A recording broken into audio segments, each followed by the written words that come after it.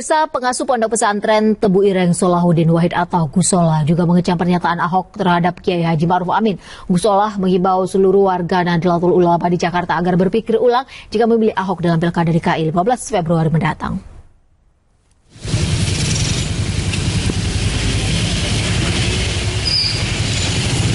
Pernyataan Ahok yang menuding ada pesanan dari Susilo Bambang Yudhoyono kepada Kiai Haji Ma'ruf Amin untuk mengeluarkan fatwa MUI terkait penistaan agama dianggap tidak benar.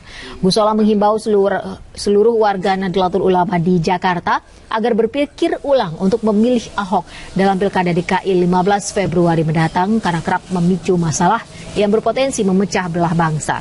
Gusola menghimbau seluruh tokoh masyarakat menahan diri agar kegaduhan ini tidak menular ke daerah lainnya. Jadi, kalau memang ada yang diduga, jadi saya tidak tahu persis seperti apa, cuma dari media sosial kan banyak yang menyuarakan ketidakpuasan terhadap cara dan juga mungkin materi yang disampaikan itu kan ada prasangka bahwa keluarnya fatwa itu karena pesanan atau tekanan pihak tertentu gitu. Itu kan prasangka, padahal tidak benar itu. Dari situ kira-kira perlu ada ajakan nggak dari Gusola mengajak warga NU untuk menarik dukungan terhadap Ahok yang selama ini masih mendukung Ahok? Ya, saya berpikir bahwa tokoh yang seperti ini, tokoh yang sering sekali memunculkan ucapan-ucapan yang menimbulkan masalah, menimbulkan kekonjangan, kegaduhan ini, ya apakah tepat? Kemarin kan bukti betul dalam keadaan seperti itu di depan orang sekian banyak kan tidak bisa mengendalikan diri ya. Dalam berbagai video yang saya lihat kan waktu itu saudara Ahok memaki-maki seorang ibu dengan ucapan yang tidak pantas, maling. Kemudian dalam wawancara dengan Aiman itu kan kata-kata kotor itu kan muncul gitu. Ini di depan publik juga melakukan hal yang sama gitu. Terus bagaimana kita bisa memberikan pendidikan yang baik kepada anak-anak kalau pemimpinnya mencontohkan hal yang tidak baik seperti itu. Kalau masih ada warga NU yang mendukung Ahok, ya tentu hak pribadi masing-masing ya. Tapi saya bergembira bahwa Pak Ma'ruf Amin menyampaikan hasil keputusan Muktamar NU tahun 99 bahwa bagi warga NU tidak boleh memilih pemimpin non-muslim kecuali dalam keadaan darurat. Ini baru sekarang ada tokoh NU menyuarakan suara organisasi. Selama ini kan yang disuarakan pendapat pribadi yang berbeda dengan pendapat organisasi. Dan ini saya pikir penegasan dari Pak Ma'ruf ini bagus sekali. Supaya hal seperti ini tidak terulang atau tidak terjadi lagi, apa yang seharusnya dilakukan oleh pemerintah? Yang mananya tidak terulang? Sosok Ahok dengan perilakunya yang seperti itu. Oh, itu kan bukan tanggung jawab pemerintah ya, tanggung jawab yang bersangkutan kan. Termasuk juga dengan proses hukumnya itu. Kalau proses hukum saya rasa nggak ada masalah ya, sudah diproses. Nah, bertanya juga boleh, tapi kan tidak boleh dengan kan seperti Pak Ma'ruf kemarin seperti terdakwa dia kan. Ahok sebagai terdakwa malah kayak jaksa menyikapi terdakwa gitu kan.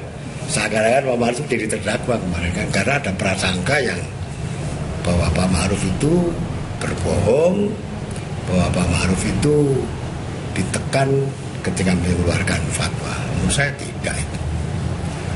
Ini Indonesia akan menjalani pilkada serentak tak lama lagi. Ini apa pesan Gusola dalam pilkada serentak? Ya tentunya ya jangan timbul kegaduhan, cukup di Jakarta sajalah gitu ya. Kemudian juga dalam Ya, penjelasan Kapolda Jawa Timur berbeda dengan pernyataan Humas Polda Jawa Timur sebelumnya yang menjelaskan bahwa pendataan kiai dan juga ulama untuk meminta masukan dari kiai dan ulama terkait keamanan dan ketertiban. Sementara itu, Ketua PWNU Jawa Timur menyatakan bahwa polisi hanya memediasi sertifikasi untuk para khotib atau penceramah agar tak ada indikasi gerakan yang mengancam pilar-pilar kebangsaan. Minta advice, Kapolda minta masukan bagaimana formula terhadap keamanan dan ketertiban yang akan kita laksanakan yang sesuai dengan apa yang situasi kondisi yang dihadapi di Polda Jawa Timur. Jadi apa yang di media sosial itu sampaikan bahwa ada penekanan, bahwa ada sertifikasi, bahwa ada pembungkaman ulama orang tua kita para kiai ini, itu adalah kebohongan besar. Tidak ada pendataan kiai-kiai, tetapi polisi hanya memediasi untuk sertifikasi para khotib juga. Bilang positif. Itu bagus, tidak apa-apa, karena jujur saja ada indikasi gerakan mulai dari masjid yang mengancam pada pilar-pilar kebangsaan. Mungkin mereka meniru gerakan Presiden Turki Tayyip Erdogan, itu kan mulai dari masjid habis sholat subuh dengan Partai Keadilan dan Pembangunannya. Tetapi kan beda nawaitunya, beda gerakannya, beda tujuannya. Ada gerakan yang memang memulai dari masjid. Saya kira tidak salah kalau polisi yang mempunyai kewajiban menjaga Kamtibmas dan memperkokoh pilar-pilar kebangsaan untuk melakukan langkah-langkah seperti itu, tetapi beliau. Penolakan terhadap pendataan ulama dan kiai yang dilakukan oleh kepolisian menuai kecaman berbagai pihak, seperti yang dilakukan Laskar Santri Nusantara di Mojokerto, Jawa Timur, yang meminta agar pendataan dilakukan dengan transparansi dan tujuan yang jelas serta beretika.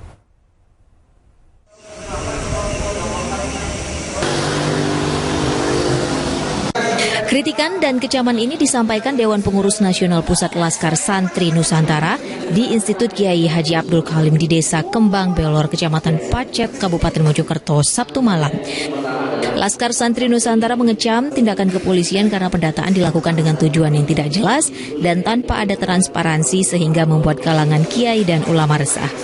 Sikap kita untuk pendataan kiai dan pondok pesantren itu kita mengharap sebenarnya transparansi kepada seluruh elemen pemerintahan, baik kepolisian nanti atau mungkin nanti Babinsa yang memiliki hak tersebut, harus memiliki etika bagaimana meminta data tersebut dan harus transparansi. Tujuannya seperti apa, untuk apa?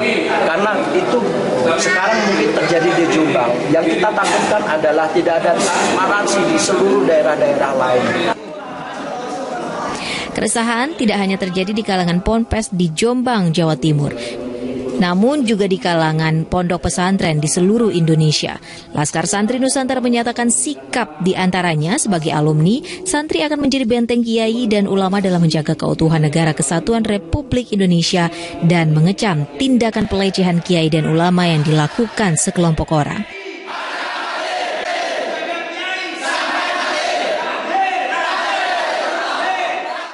Ya pemirsa, untuk mengetahui informasi demo buruh, kita bergabung dengan Dini Rafyu langsung dari kawasan Patung Kuda.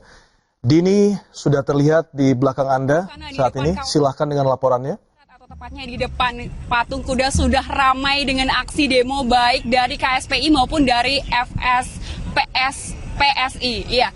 Dan hari ini memang mereka datang dari berbagai daerah di kawasan Jabodetabek. Mereka hari ini ingin menyampaikan beberapa tuntutannya. Dan saat ini saya sudah bersama dengan salah satu koordinasi, yaitu Bapak Sasongko. Iya Bapak Sasongko, bisa sampaikan hari ini nih tuntutannya apa saja nih Pak? Tuntutannya adalah kita menolak upah murah, yaitu diantaranya cabut PP 78 tentang upah.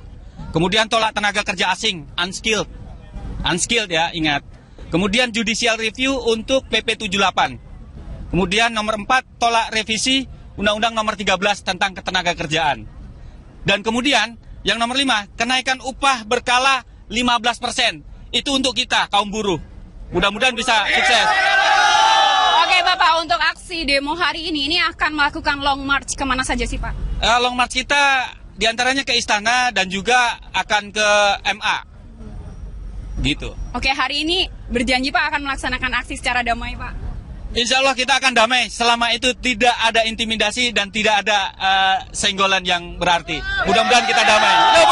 Terima kasih Bapak Sasongko. Dan memang hari ini rencananya berbagai ratusan aksi demo ini akan melakukan long march menuju istana dan berakhir di Mahkamah Agung.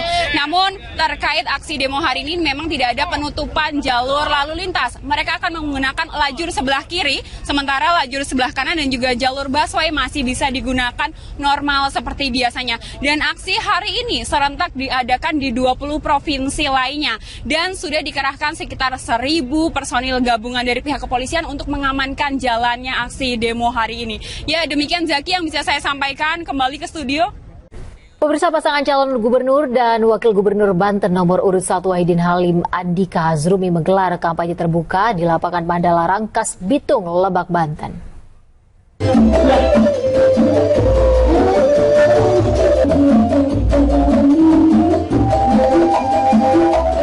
Ribuan massa yang berasal dari 8 partai pengusung, yakni Partai Demokrat, Partai Golkar, Partai Amanat Nasional, Hanura, PKB, PKS, Gerindra, dan Partai Perindo memadati kampanye terbuka pasangan calon gubernur dan wakil gubernur Banten, Wahidin Halim Andika Hazrumi, di lapangan Mandala Rangkas Bitung, Lebak, Banten. Dalam orasinya, baik Wahidin Halim maupun Andika Hazrumi sangat mengapresiasi kehadiran dan dukungan warga Banten terhadap mereka di gelaran pilkada ini. WH Andika menyampaikan visi misi mereka, yaitu memajukan dan memperbaiki infrastruktur di Provinsi Banten, serta akan memberikan pendidikan gratis dan kesehatan gratis bagi warga Banten. Bangun solidaritas dan soliditas mendukung WH, termasuk juga para pengusung partai. Himbauannya bagi para warga pemilih di Provinsi Banten apa, Pak? Jangan mau diberi uang, jangan bermain politik, jangan curang, waspadai di TPS masing-masing. Pada masa kampanye ini kami bagaimana bisa lebih mendekatkan diri dengan masyarakat, untuk lebih mendekatkan diri agar masyarakat tahu apa program WH Andika. Nah, tentunya bisa kita lihat pada kampanye terbuka ini antusiasme warga masyarakat Banten luar biasa. Jadi mungkin ini salah satu pertanda bahwa animo masyarakat Banten kepada pasangan nomor 1 ini sangat luar biasa. Kampanye terbuka ini juga dihadiri oleh petinggi partai pendukung seperti Edi Baskoro Yudhoyono dari Partai Demokrat, Ketua Harian Partai Golkar Nurdin Halid, dan Ketua Umum Partai Amanat Nasional Zulkifli Hasan.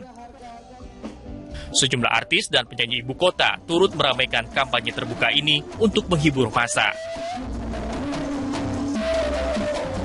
Dari Lebak, Banten, Tito Bosnia, Paulus Mezak, MNC Media memberitakan. Pemirsa, ribuan umat Muslim Jakarta siang kemarin menggelar aksi Umat Peduli Jakarta di kawasan Silang Monas Patung Kuda Depan menolak kriminalisasi dan pelecehan ulama. Mereka menggelar aksi di Patung Kuda.